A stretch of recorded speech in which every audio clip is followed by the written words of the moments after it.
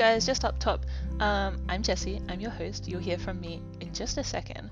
But this whole podcast is about my new book that I am publishing. It is not actually out in stores yet. I definitely will let you know when it is. It will be released sometime throughout the course of this podcast. But I just wanted to let you know straight off the bat that this is kind of like a promotion for my new book, where each episode will align with a subject or a chapter. So if you do want to purchase the book, I will let you know when it's out, but at the moment, this is just a little sneak preview to see what you might expect in there. So yeah, sit back, relax, and we'll head into the first chapter. Why should we conserve conservationists anyway? Hello and welcome to the How to Conserve Conservationist podcast. I am your host Jessie, and I'm the founder of Lonely Conservationists, the online community full of budding and burnt out conservationists, and I'm doing this podcast to promote my new book of the same name, How to Conserve Conservationists. I'm here today with my partner Todd because I want to give an insight to what it's like from a non-conservationist perspective, because although this book is marketed at conservationists, it's also marketed at the people in their lives to help conserve those conservationists that they know and love. So, hello Todd. Hello. Do you want to tell everyone a bit more about yourself? I am not a conservationist. I work in IT, so it's a whole world that I don't understand a lot of. Yeah, it's it's interesting because Todd has experienced the past 5 years of my conservation journey and has kind of realized that it's not as straightforward as being a bricklayer or a pharmacist or another traditional career path. What are they called? Career person. So I thought it would be interesting to get his perspective of what I've been through, I guess. So in each of the podcasts, I'll be talking about a chapter in the book. So there's 11 chapters, there will be 11 podcasts, and the topics will range from anything from mental health, imposter syndrome, failures, relationships, a lot of stuff that conservationists go through. So because of that structure, today we'll be talking about the first episode, why do we need to conserve conservationists anyway, which is basically the introduction to the book and I guess an introduction to who I am and Lonely Conservationist. So yeah, diving in. The first, I guess, point is about what even is Lonely Conservationist and who even am I? Jessie Panazzolo is a conservationist first and foremost. I don't think you'd knock that title. I guess I'm a conservationist now, but I guess for the past 20 years I've been just a regular conservationist. Well, you've been in every continent on the globe protecting it. I've worked in 7 equatorial countries, which means it's on the equator. I guess. Okay, 7 countries. I may have equated that with all the continents. This is a classic when your partner doesn't completely listen to everything situation. Like, yeah, I've been around to a lot of conservation projects. I've worked all over the world. And I guess it's important to the story to mention that we moved to Melbourne in 2018 for Todd's IT job because he's a bit of a computer nerd. And I thought it would be a good opportunity to try and establish myself fully in the conservation industry in Australia. And so I kind of found a organisation, a really reputable NGO here in Australia that I wanted to volunteer for and try and establish myself in the company and get a job. So I guess the moment I want to talk about with Todd is just the night before Lonely Conservationists existed, where, to set the scene, we were visiting our friend in Echuca, and I was telling them about how I was volunteering for this organisation 8 hours a day, 5 days a week, as if I was working there as a full-time job. But when it came to me applying for a job, they were really reluctant to give me one because they didn't think I had enough experience, even though I'd been volunteering for them for 6 months at the time. Really skilled reports, not like lackey volunteer stuff. I was writing complex reports, doing data analysis. So it was kind of shitty to hear that they didn't think I had the skills after that amount of time working with them to be employed. So I was telling this to Todd and my friend, and I just vividly remember their reactions. What do you remember of that day? We just had to tell you need a job where you get paid. I mean, that's fair And enough. you can't just, volunteer your whole life because you personally are going to get screwed over. Yeah, I know. It was really challenging because my friend knew this organization and had worked with them before, and basically he told me that I would never ever be employed by them if I was giving them work for free. And I remember just looking down at the table feeling like my life was crushed, because that was like my first time I'd had a New Year's resolution. I thought it would be really achievable. I'm going to volunteer until I get this job, and then I just felt like my whole life's over. I have to quit my whole career in conservation. Like, Well, it does sound reasonable if you volunteer for a place and it's a bit... If you had a job interview, all you can say is, I promise I'll be great at this job. Please give me a try. But if you volunteer there for 6 months and then there's a job opening and you say, well, look, I've done the job for 6 months very well. I am perfect for this job that I've already been doing. And they still say, no, thank you. Like, it must come down to them not valuing you, because for 6 months they've said your work equals $0. So why would we change that? It's interesting as well because they actually told me that my work that I was doing was having funding implications, and I think if it gets to the point where somebody's volunteering and it actually impacts the finances of the organization, like that's a big deal. I think they should be paid because it's a pretty big responsibility.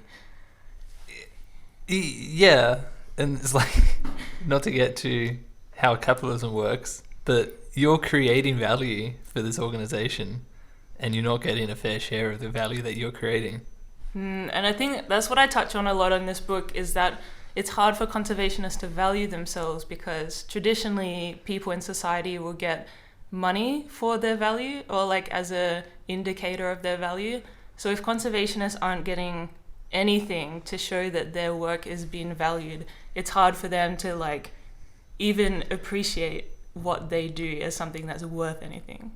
It is one thing for like trees and animals to not pay you because they can't, but when actual organizations that do have money flowing through them just continue to not pay you because you're just used to the, koalas and kangaroos not paying you either. Yeah, it's a bit rough, especially when they were advertising for jobs. And like, admittedly, the job that I applied for wasn't the work I'd been doing. It was like a different project within the company, but still, like, they had the money, the facilities to train me. They knew who I was. I just think it was a bit... So this experience led you down the road of maybe instead of fixing me and my career, I should just fix the industry/society. Well, first, like, I had to channel Todd a bit because Todd's favorite activity in the whole world is moping on the couch. And I think after my whole life dreams got crushed, Relaxing, kicking back. I tried this moping on the couch situation because I thought my life was over and I did not know what I was going to do.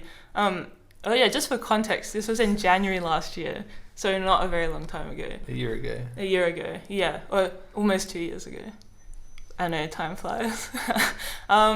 But when I was moping on the couch, I was like convinced my life was over in the industry, considering being a trophy wife, some other new career opportunities. But then my friend actually messaged me who was in Spain, and I'd actually met her before in Malaysia in an elephant program.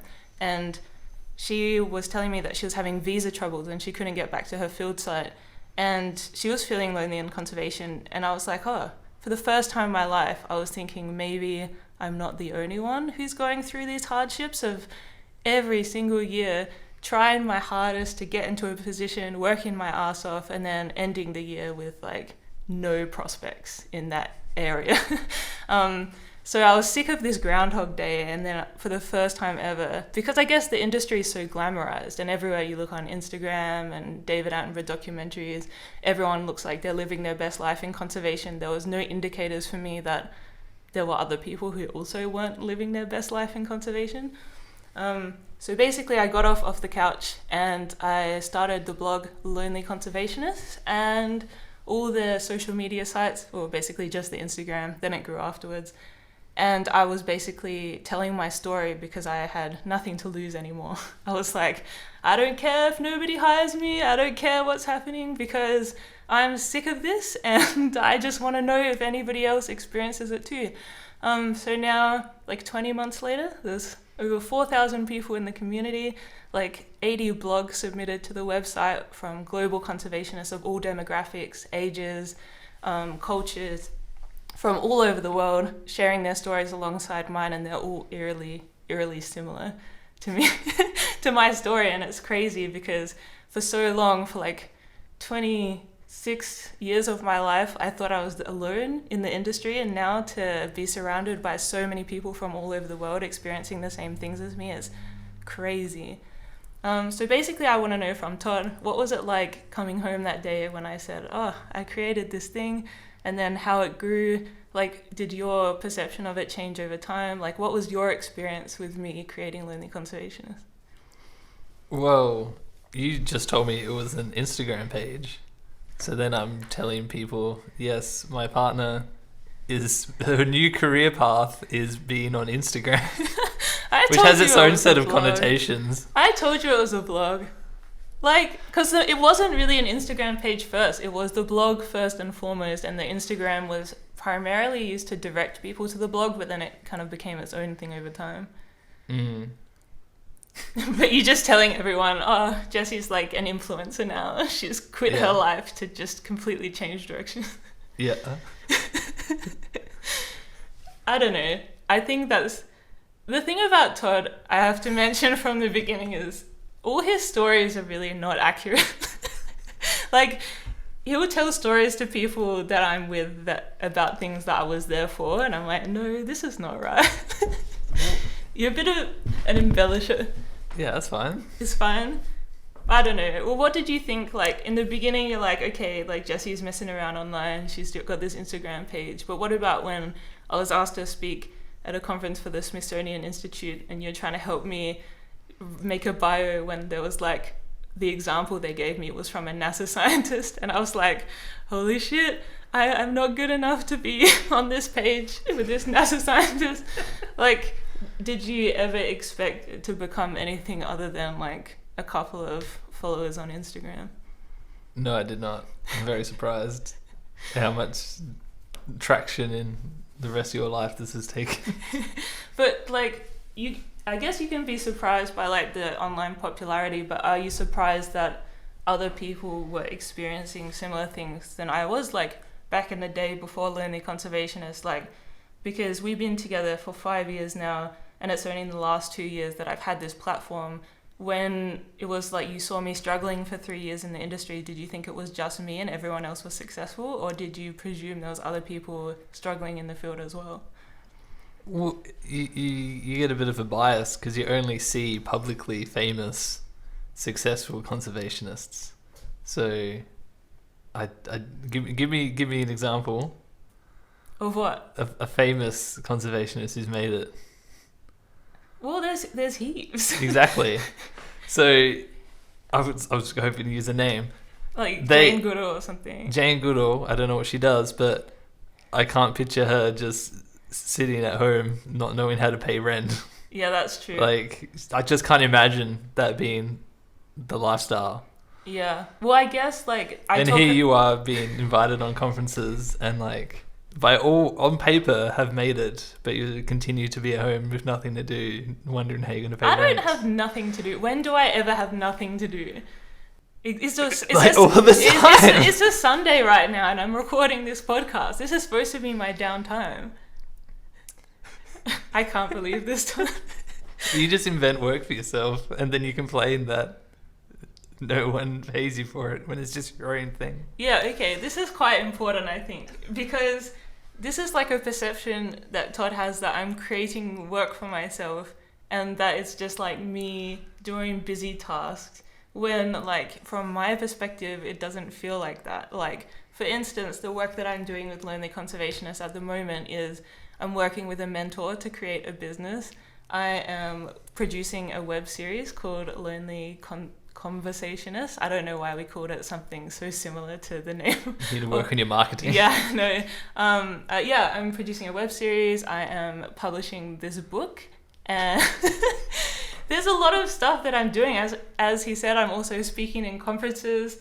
I feel like there's not a day that goes by that I'm not busy doing things, and I understand like yeah, but you're busy doing things, and they're all of your own volition. Yeah, and I they're all guess. important things to you, but they're not getting you anywhere. Yeah, well, I guess like this is the In a traditional office worker point of view. well, I guess this is the perception, because like conservationists feel this as well, that like, so the work that I'm doing I think is valuable and necessary. Like my mission in life is to make sure conservationists know that they are valued and that they're important and that they're not alone in their struggles. And I think I invest so much time in doing all these projects because I have a mission to make sure that conservationists don't feel this way, and that they eventually have the space to be valued. Like I'm working really hard on projects that educate the public about what we're going through, and also give conservationists kind of the tools they need to get through and be able to, like, I don't want to say I can make systemic changes, because maybe as one person I can't, but I'd like to think I'm on that path. So what I'm doing is like so important to me, and I feel like it's important to other people, but outwardly it could look like I'm just doing busy work because I'm not getting paid for it. And if society only values work as something you get paid for, then yeah, I'm just twiddling my thumbs all day because I'm not getting paid for it. Like Everyone needs a hobby. Like the Patreon gives me like $150 a month. I split it between my team, and that's $50 each. So I get $50 a month as my job. It's a good time, but that's like classic conservationist wage. That's what we're used to. By that metric, you're doing better than volunteering and getting nothing. And I guess I really want to classify and clarify what I mean by conservationist as well, because to me, conservationist is anyone from like a mother who's making environmental changes around their household to the environmental minister. Like, arguably, I think Todd is a conservationist because he has a compost bin. He has reusable things around the house. He's helped me do a lot of on-ground conservation projects. So I think I just want to establish right from the beginning that you don't have to have a degree or be paid or be like a professional in the field to be a conservationist. My definition of conservationist is like anyone that is striving to conserve the planet. This is why your definition of conservationists have so much trouble in the industry, because they're just mums using paper bags instead of plastic. Well, I think if we make the conservation term or word or whatever more accessible to people, then I think more people can get on board, because it's hard when you're constantly fighting for your title or like to make a space for yourself. But if everyone accepted everyone who was trying as a conservationist, at least we could use camaraderie to come together and like make a bigger difference and not just be one person. I just think every small thing counts, and we don't have time or the capacity to slander people for not making a big enough effort, because that's just damaging. There are also some sort of academic people who are a bit snooty about it. Yeah, academia is like a whole other story, and like we will get into my experiences with academia in other episodes. Not today. That's a big can of worms, but I'm actually curious. So Todd came with me to Indonesia to do my fieldwork. He has helped me out a lot in like, because he's a tech nerd, he's helped me out with a lot of the technology side of things. This is even his microphone we're using now. So I'm really curious to know, like, do you consider yourself to be a conservationist? No. Why? What are the barriers? Just because I imagine a conservationist is like, it's very incorrect, I assume, but what I think is someone who just walks into the forest and finds a little furry creature and just gives it a little pat on the head and says, there, you'll be alright, and just looks after him. Yeah, is that what I do? Do I have like a house full of furry creatures that I pat every night to give them a kiss on the head? That is my assumption when you went to all these different countries. I'm just patting. Like, I went to Madagascar to protect the do you even monkeys. know what lives in Madagascar? There's no monkeys in There's Madagascar. no monkeys? No, there's lemurs. What's the movie? The lemurs. It's full of monkeys. Lemurs are prosimians. They are pre-monkeys. They are, because they're like the primitive monkeys. They're a Well, bit that sounds a basic. bit insulting. They're the basic bitches of the primate world. Whoa. But I studied them. I can say that I love them a lot. They were the first wild populations that I actually researched. So I say that in the most endearing of ways. Yeah, so are you telling me that you weren't just there finding them in the forest and giving them a little pat? I never touch wild animals. Whoa. I only lure in, like, there was this African land snail that I really wanted to be friends with, and I went up to it and I poured... As opposed to a sky snail. It was like the size of my fist. Jesus. And I got some water, and I was like, snails, they come out when it's raining. So I got a bucket of water and I sprinkled it on the snail, pretended it was raining, and then, well and behold, it came out of its shell and it started munching so loud on grass. It was like... I was like, I can't believe this. This snail is so loud. But I don't really touch wild animals as a conservationist because I like to respect them and their privacy. I always like to keep a distance. But that land snail is one of the only times that I've really got up in an animal's grill, give it a little pat and a kiss on the cheek. Don't do that. They have very deadly diseases, I found out when I returned home to Australia. Do not kiss snails. Yeah, but... As much as you may want to. I know, snails are very kissable. I just love snails. I was weeding the other day and I had so many snail friends. But I think that's a bit beside the point. I think this has been a good recap of, I guess, who Todd and I are very differing perspectives on things and kind of what we get into in the first episode. And by episode, of course, I mean chapter. A lot of the barriers to conservation and how I got into being a conservationist and my journey.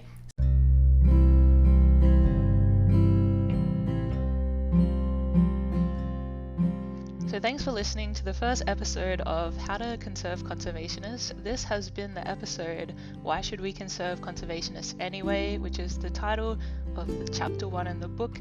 If you want to grab the book, I don't know when it will be out, but keep an eye out, then it will be available wherever you get your books.